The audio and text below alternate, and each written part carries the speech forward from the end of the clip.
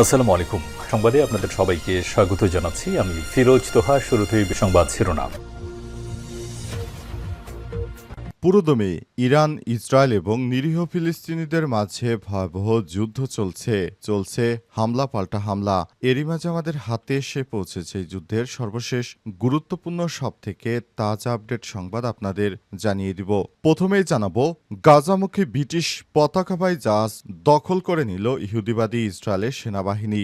অবরুদ্ধ গাজাবাসীদের জন্য ইতালি থেকে ত্রাণ সামগ্রী নিয়ে যা আন্তর্জাতিক দাতব্য সংস্থা freedom flotilla coalition FFC British পতাকাবাহী একটি জাহাজ দখল করে নিয়েছে ইসরায়েলের সেনাবাহিনী। স্থানীয় সময় আজ এই ঘটনা ঘটে। জাহাজের কর্মীরা জানান, ইসরায়েলি নৌজাহাজ কাছে আসার আগে তারা একটি ড্রোনকে জাহাজের উপর ঘুরতে দেখেন। ইসরায়েলি নৌবাহিনী জাহাজ দেখে তাদের যোগাযোগের চেষ্টা করলেও কোনো সাড়া পাননি বলে জানান জাহাজে থাকা হোয়াইদা আরাব। তিনি বলেছেন, এরপরই আমাদেরকে ধরে নিয়ে গেছে ইহুদিবাদী সেনারা। এরপর জানাবো, গাজায় অনাহারে ৮৭ শিশুসহ ১৩৩ জনের মৃত্যু। গাজায় অনাহারে প্রতিদিনই প্রাণ হারাচ্ছে ফিলিস্তিনি নারী, পুরুষ এবং শিশুরা। অবরুদ্ধ এই উপত্যকার স্বাস্থ্য মন্ত্রণালয় জানিয়েছে, সেখানে গত ২৪ ঘন্টায় নতুন করে আরও ৬ জন তীব্র অপুষ্টি এবং অনাহারের কারণে মারা গেছে। এর জন্য ২ জন শিশুও রয়েছে। খবর আল জাজিরার। গাজায় দীর্ঘদিন ধরে ইসরায়েলি বাহিনীর অবরোধের কারণে তীব্র খাদ্য সংকট তৈরি হয়েছে। এতে সবথেকে বেশি ক্ষতিগ্রস্ত হচ্ছে শিশুরা। দীর্ঘ সময় খাবার না পেয়ে শিশুদের মৃত্যু হচ্ছে। এদিকে নেতানিয়াহুর উপর হোয়াইট হাউসের প্রভাব, ইসরায়েলের অস্তিত্ব টিকে আছে শুধুমাত্র যুক্তরাষ্ট্রের কারণে, বলছে ওয়াল স্ট্রিট জার্নাল। পাস্টুডে জানিয়েছে, আমেরিকার সংবাদপত্র ওয়াল স্ট্রিট জার্নাল জানিয়েছে, বেঞ্জামিন নেতানিয়াহুর উপর যুক্তরাষ্ট্রের উল্লেখযোগ্য প্রভাব রয়েছে, কারণ ইসরায়েলের প্রধানমন্ত্রী আমেরিকাকে তাদের অস্তিত্বের একমাত্র কারণ বলে মনে করে। যদি যুক্তরাষ্ট্র তার হাত সরিয়ে নেয়, তাহলে ইহুদিবাদী ইসরায়েলকে কয়েক সেকেন্ডেই শেষ করে দিতে পারবে মুসলিম রাষ্ট্রগুলো। এদিকে ইহুদিবাদী ইসরায়েলের ছায় ব্রিটেন। লন্ডনের রাজনীতিবিদরা তেল আবিবের প্রজা হয়ে উঠছেন। তুর্কি সংবাদ মাধ্যম ডেইলি সাবার একটি প্রতিবেদনে ব্রিটিশ রাজনীতির বর্তমান অবস্থা নিয়ে সমালোচনা করেছে এবং ইহুদিবাদী শাসন ব্যবস্থার নীতির প্রতি লন্ডনের প্রশ্নতীত সমর্থনের সমালোচনা করেছে, যা ব্রিটিশ নেতাদের তেল আবিবের প্রজা বলে আখ্যায়িত করা হয়েছে। তারা কোনো কিছু নিজের মতো করতে পারছে না, সবকিছু তারা ইহুদিবাদী ইসরায়েলের কাছে প্রজা হিসেবে গড়ে উঠছে। একসময় যে ব্রিটেন পুরো পৃথিবী শাসন করত, তারা এখন ইহুদিবাদী ইসরায়েলের প্রজায় পরিণত হয়েছে, কারণ তারা ইহুদিবাদী ইসরায়েলের বাইরে গিয়ে কোনো কিছু ভাবতে পারছে না। এবং সর্বশেষ জানাবো, পুলিশের ঊর্ধ্বতন ১৯ কর্মকর্তা বদলি, একজন ওএসডি।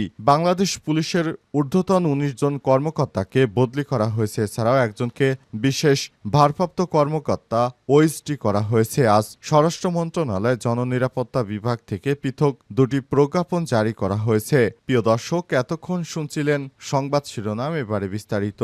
তবে তার আগে বন্ধুরা, অনুরোধ থাকবে এই সংবাদটিতে একটি লাইক দিন। এই চ্যানেলে আপনি নতুন হয়ে থাকলে আমাদের সংবাদ দেখতে দেখতে চ্যানেলটি সাবস্ক্রাইব করে রাখুন। কমেন্ট করে বন্ধুরা আপনার মূল্যবান মতামত জানিয়ে দিন আপনি বিশ্বের কোন দেশ থেকে বা বাংলাদেশের কোন স্থান থেকে আমাদের সংবাদটি দেখছেন এবং শুনছেন। আর বন্ধুরা, গাজা যুদ্ধে আপনি যদি নিরীহ ফিলিস্তিনিদের ভালোবেসে থাকেন, কমেন্টে ইয়েস লিখে বিশ্ববাসীকে জানিয়ে দিন। সংবাদটি আপনার সোশ্যাল মিডিয়া ফেসবুকে শেয়ার করে বন্ধুদেরও দেখার সুযোগ করে দিন। এবারে বিস্তারিত। গাজামুখী ব্রিটিশ পতাকাবাহী জাহাজ দখল করেছে ইসরায়েলের বাহিনী।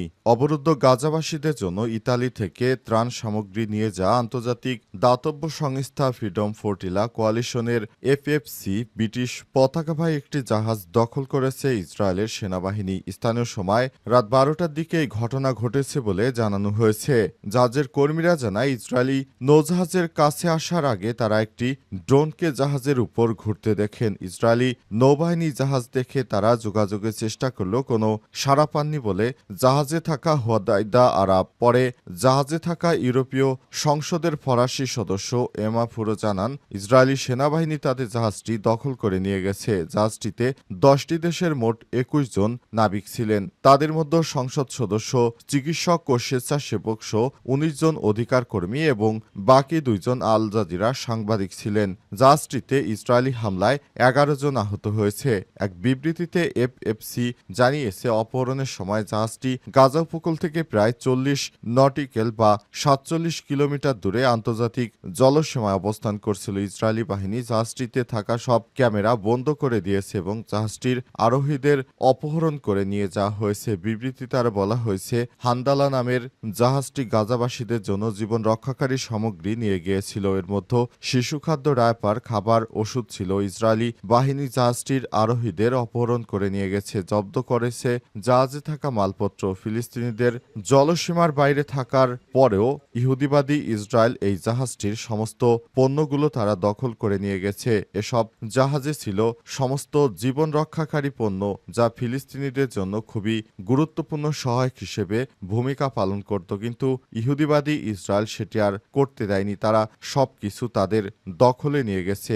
একটা অমানবিক রাষ্ট্র হচ্ছে এই ইহুদিবাদীরা। তারা কোনো কিছুই আর গাজাবাসীকে করতে দিচ্ছে না, সবকিছু ধ্বংসযজ্ঞ চালিয়ে নষ্ট করে দিচ্ছে। গাজায় অনাহারে 87 শিশুসহ 133 জনের মৃত্যু। গাজায় অনাহারে প্রতিদিনই প্রাণ হারাচ্ছে ফিলিস্তিনি নারী, পুরুষ এবং শিশুরা। অবরুদ্ধ এই উপত্যকার স্বাস্থ্য মন্ত্রণালয় জানিয়েছে, সেখানে গত 24 ঘন্টায় নতুন করে আরও 6 জন তীব্র অপুষ্টি এবং অনাহারের কারণে মারা গেছে। এর মধ্যে 2 জন শিশুও রয়েছে। খবর আল জাজিরার। গাজায় দীর্ঘদিন ধরে ইসরায়েলি বাহিনীর অবরোধের কারণে তীব্র খাদ্য সংকট তৈরি হয়েছে। এতে সবথেকে বেশি ক্ষতিগ্রস্ত হচ্ছে শিশুরা। দীর্ঘ সময় খাবার না পেয়ে শিশুরা মৃত্যুবরণ করছে। অপরদিকে মিশর থেকে গাজায় প্রবেশ করছে ত্রাণবাহী ট্রাক। স্থানীয় সময় রোববার গাজায় ত্রাণ প্রবেশ করতে শুরু করেছে। এর আগে উপত্যকায় ত্রাণ সরবরাহের অংশ হিসেবে আকাশপথে খাদ্য, ওষুধ পাঠানোর ঘোষণা দেয় ইসরায়েল। পাশাপাশি অঞ্চলটিতে অনির্দিষ্ট মানবিক করিডর খোলা হবে বলেও জানিয়েছে তারা। গাজায় দুর্ভিক্ষ পরিস্থিতি গভীরতর হওয়ায় বিশ্বব্যাপী সমালোচনার মুখে পদক্ষেপ নিয়েছে তেল আবিব। গত 2 মার্চ যুদ্ধবিরতি আলোচনা ভেঙে পড়ার পর ইসরায়েল গাজায় পূর্ণ অবরোধ আরোপ করে মে মাসের শেষ দিকে সীমিত আকারে ত্রাণ প্রবেশের অনুমতি দেওয়া হয়। সর্বশেষ শনিবার 26 জুলাই 60টি ত্রাণ প্যাকেজ পাঠানোর ঘোষণা দেয় ইসরায়েল। এর আগে সংযুক্ত আরব আমিরাত জানিয়েছিল তারা ত্রাণ সরবরাহ আবার শুরু করবে। যুক্তরাজ্য, জর্ডান সহ বিভিন্ন অংশীদারীদের সঙ্গে কাজ করার কথা বলছে তারা। অবস্থায় ইহুদিবাদী ইসরায়েল এখনও গাজায় তীব্র হামলা অব্যাহত রেখেছে। নেতানিয়াহুর উপর হোয়াইট হাউসের প্রভাব ইসরায়েলের অস্তিত্ব টিকে আছে শুধুমাত্র আমেরিকার কারণে, বলছে ওয়াল স্ট্রিট জার্নাল। আজ ওয়াল স্ট্রিট জার্নাল থেকে এক প্রতিবেদন প্রকাশিত হয়েছে, যেখানে দেখানো হয়েছে ইহুদিবাদী ইসরায়েলের অস্তিত্ব টিকে আছে শুধুমাত্র যুক্তরাষ্ট্রের সমর্থনের কারণে। যুক্তরাষ্ট্র যদি তার হাত ইসরায়েলের উপর থেকে উঠিয়ে নেয়, তাহলে যে কোনো সময় মুসলিম বিশ্ব ইসরায়েলকে টেনে হিস্ট্রে ছিঁড়ে ফেলবে। ইহুদিবাদী ইসরায়েলের অস্তিত্ব নিমিষেই শেষ করে দিতে পারে মুসলিম বিশ্ব। তাদের এই সক্ষমতা রয়েছে। কিন্তু যুক্তরাষ্ট্র ইহুদিবাদী ইসরায়েলকে যেভাবে সহায়তা করছে তাকে আগলে রেখেছে, কারণে মুসলিম বিশ্ব, পুরো মধ্যপ্রাচ্যের সমস্ত রাষ্ট্রগুলি মিলেও ইহুদিবাদী ইসরায়েলকে এই ট্যাবলেটের মতো একটি রাষ্ট্রকেও তারা শায়েস্তা করতে পারে না। তার কারণ হচ্ছে এ রাষ্ট্রটি সরাসরি যুক্তরাষ্ট্রের মদতে চলে। এভাবে চালানোর ফলে যুক্তরাষ্ট্রের একচ্ছত্র আধিপত্যের কারণে ইহুদিবাদী ইসরায়েল এখনও পৃথিবীতে টিকে আছে। এছাড়াও ইহুদিবাদী শাস্ত্র মতে কোনো ইসরায়েলি রাষ্ট্র নাকি 80 বছরে বেশি টেকে না। সেই হিসাব অনুযায়ী বর্তমান ইহুদিবাদী ইসরায়েলের অবস্থা, তাদের বয়স এখন 75-এর কোঠায় চলে এসেছে। অবস্থায় ইহুদিবাদী ইসরায়েলের অস্তিত্ব আগামী 5-7 বছরের মধ্যে আর থাকবে না, এমনটাই মনে করছে অনেক রাজনৈতিক বিশ্লেষক। অবস্থায় ইহুদিবাদী ইসরায়েল তার অস্তিত্ব সংকটে পড়েছে। তারা যে কোনোভাবে পৃথিবীতে টিকে থাকার সর্বশেষ চেষ্টা চালিয়ে যাচ্ছে, কিন্তু কখনো কি তারা এটি পারবে, সেটি এখন দেখার বিষয়। পুলিশের ঊর্ধ্বতন ১৯ কর্মকর্তা বদলি একজন ওএসডি। বাংলাদেশ পুলিশের ঊর্ধ্বতন ১৯ কর্মকর্তাকে বদলি করা হয়েছে। এছাড়াও একজনকে বিশেষ ভারপ্রাপ্ত কর্মকর্তা ওএসডি করা হয়েছে। আজ স্বরাষ্ট্র মন্ত্রণালয় জননিরাপত্তা বিভাগ থেকে পৃথক দুটি প্রজ্ঞাপন জারি করা হয়েছে। রাষ্ট্রপতির আদেশে এতে সই করেছে উপসচিব মোহাম্মদ মাহবুবুর রহমান। প্রজ্ঞাপনের তথ্য অনুযায়ী পুলিশ অধিদপ্তরের অতিরিক্ত পুলিশ ডিআইজি মোহাম্মদ সাইফুল ইসলাম ও আবুল কালাম আজাদকে এপিবিএন ১ ঢাকার অধিনায়ক ডিএমপিতে বদলি করা হয়েছে। আরেক প্রজ্ঞাপনের তথ্য অনুযায়ী মিরপুরে অবস্থিত পুলিশ স্টাফ কলেজের রেক্টর অতিরিক্ত আইজিপি আবুল হাসান মোহাম্মদ তারিককে বিশেষ ভারপ্রাপ্ত কর্মকর্তা ওএসডি করা হয়েছে। ওই প্রজ্ঞাপনে ১৭ জন পুলিশ কর্মকর্তাকে বদলি করা হয়েছে। প্রজ্ঞাপনের তথ্য অনুযায়ী তারা হলেন রাজশাহী রেঞ্জের অতিরিক্ত ডিআইজি মোহাম্মদ সারোয়ার জাহান, পুলিশ সদর দপ্তর রংপুরের মেট্রোপলিটন পুলিশের আরএমপি অতিরিক্ত পুলিশ কমিশনার শফিজুল ইসলাম, চট্টগ্রাম রেঞ্জে সিআইডির অতিরিক্ত ডিআইজি এসএম আশরাফুজ্জামানকে সারদায়, চট্টগ্রাম রেঞ্জ ডিআইজি অফিসের অতিরিক্ত ডিআইজি মোহাম্মদ জাবেদুর রহমানকে সারদায়, সিলেট রেঞ্জের অতিরিক্ত ডিআইজি মোহাম্মদ আজিজুল ইসলামকে পুলিশ